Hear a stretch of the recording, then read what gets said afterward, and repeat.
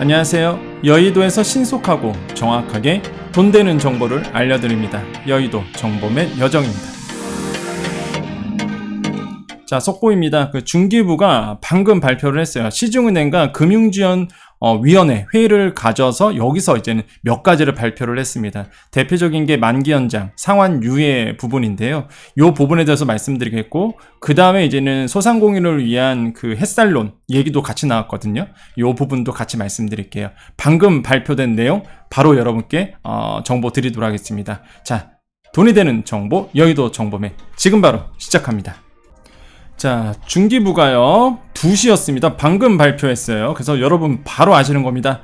시중은행과 금융지원위원회를 이제 개최를 했는데 다 뭐 이런 거 다 넘어가고 중요한 것만.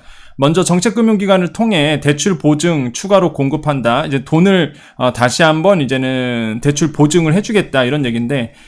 요거는 좀 이따가 또 나올 거고요. 뭐 4,000원 정도 추가 지원한다고 해요. 대출 규모에다가. 그래서 이런 내용이 이제 상세적으로 나오고 있는데요. 자, 쭉 가보겠습니다. 개최 개요, 이건 우리가 알 필요 없고요. 중요한 것만 가야죠. 이런 거 나중에 좀 설명해 드릴게요. 지금 시간이 없어서.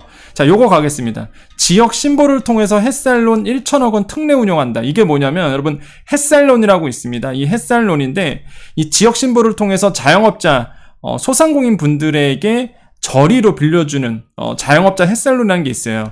저신용, 저소득, 자영업자가 대상입니다. 햇살론이다 보니까 이런 분들을 대상으로 해서 보험료를 0.2%포인트 정도 인하하고요. 그러니까 0.8% 정도 될 겁니다. 금리 최대 3.44%포인트 인하해서 1,000억 원 정도 추진하겠다라고 이제 발표를 했고요. 이거 아마 제가 봤을 때는 날짜는 안 나오는데 제가 지금 듣기로는 14일 정도부터 이거 시작할 것 같습니다. 그래서 이거 시작하면은 바로 말씀드릴게요.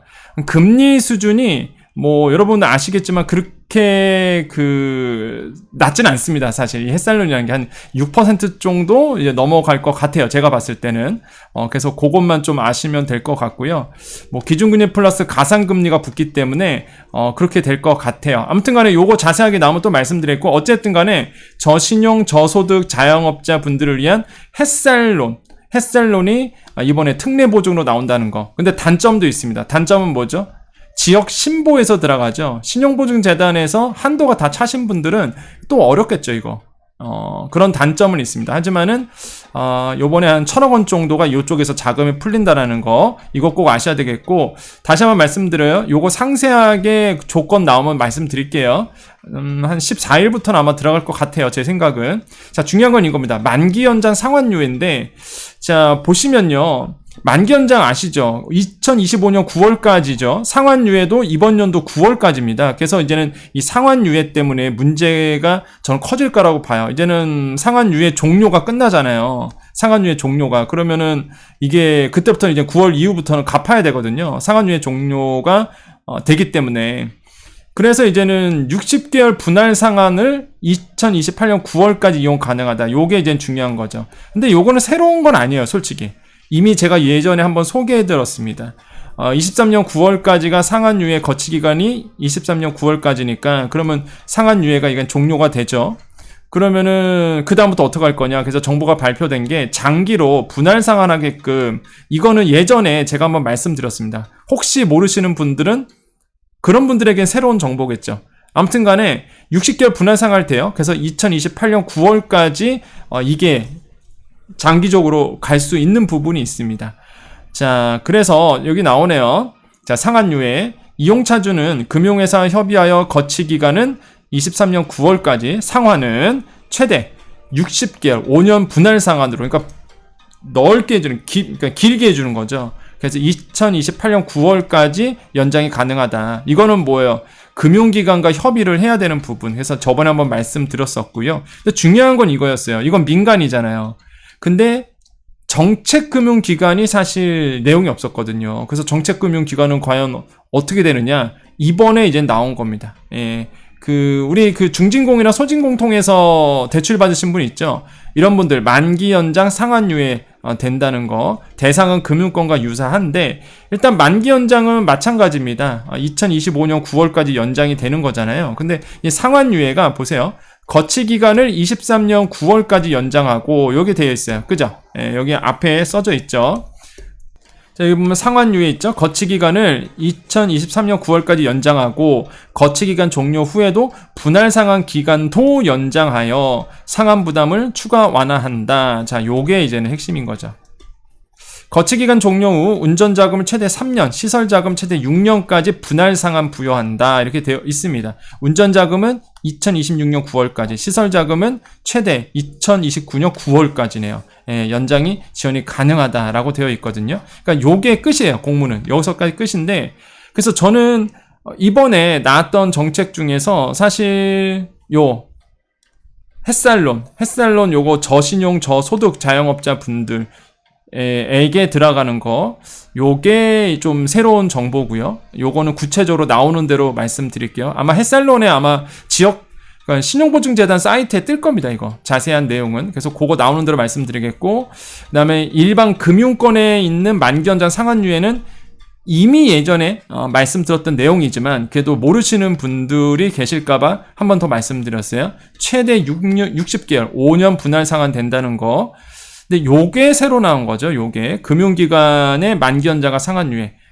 그 당시에 요거 발표됐을 때 그러면 정책금융기관에서 받은 건 어떡하냐, 이게 이제는 가장 큰 궁금증이었는데 이번에 요거가 이제 나왔고, 마찬가지로 상환유예가 장기로 된다는 거. 그래서 운전자금 2026년 9월, 그 다음에 시설자금은 2029년 9월까지 요렇게 해서 분할 상환 장기로 나눠서 갚을 수 있도록 했다라는 거죠. 그래서 요거 나왔고요. 이번에 이제 발표를 했어요. 그럼 여러분께서는 어떻게 해야 되느냐?